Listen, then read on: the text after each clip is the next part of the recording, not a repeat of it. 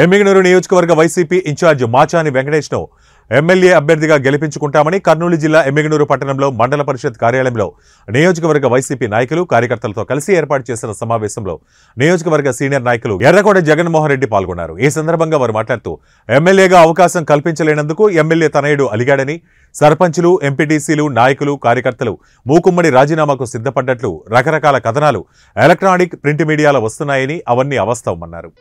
గత కొన్ని రోజులుగా నా పైన, మా పార్టీ నాయకుల పైన మీడియా వార్తాపత్రికల్లో కానీ ఎలక్ట్రానిక్ మీడియాలో అయితే కానీ నేను అలిగినానని, మా కార్యకర్తలందరూ అలిగినారని రాయడం జరుగుతూ ఉంది. ఫిబ్రవరి 15 ఉండడం వలన 10వ తారీఖు నుంచి నెక్స్ట్ 10వ తారీఖు వరకు ఏం కార్యక్రమాలు చేయకూడదనే ధర్మిలో ఆ కార్యక్రమాల్లో బిజీగా ఉండి ఆ బిజీలో ఉన్నబట్టి ఇక ఎమ్మినూరుకి రాకపోవడం కూడా జరిగింది.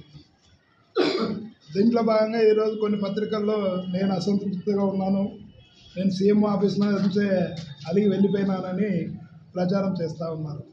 ఈరోజు మేము మాచాని వెంకటేష్ని సీఎం పరిచయం చేసి అభ్యర్థిత్వంగా తెచ్చినాం కాబట్టి ఖచ్చితంగా మా కార్యకర్తలు అయితేనేమి, నేనైతేనేమి, మేమంతా అక్కడ సీఎం గారికి మాట ఇచ్చిన ధర్మిలా మా కార్యకర్తలందరినీ మేము ఒక తాటిపైకి తెచ్చి మాచాని వెంకటేష్ విజయానికి అందరి సహాయ సహకారాలతో మాచాని వెంకటేష్ని గెలిపించే ప్రయత్నం ఖచ్చితంగా చేస్తాం. ఇలాంటివన్నీ సంక్షేమ పథకాలన్నీ డైరెక్ట్గా లబ్ధిదారుల అకౌంట్లో పోతూ ఉన్నాయి. ఈరోజు మా ఓట్లకి జగన్మోహన్ రెడ్డి గారి ఓట్లు ఎక్కువ, మా ఓట్ల కొద్ది జగన్మోహన్ రెడ్డి గారి ఓట్లు ఎక్కువ. కాబట్టి మనము ఈ సంక్షేమం కొనసాగించాలంటే మా కార్యకర్తలను అందరినీ కాపాడుకునే విధంగా నాకు సముచిత స్థానం కల్పిస్తామని జగన్మోహన్ రెడ్డి గారు హామీ ఇవ్వడం జరిగింది. కాబట్టి దానికోసమైనా కానీ మేము ఖచ్చితంగా వైఎస్ఆర్ పార్టీ సమిష్టి కృషితో ఖచ్చితంగా మాచాని వెంకటేష్ని గెలిపిస్తాం. ఖచ్చితంగా ఇక్కడ ఎమ్మినూరులో వైఎస్ఆర్ జెండానే ఎగురుతుంది.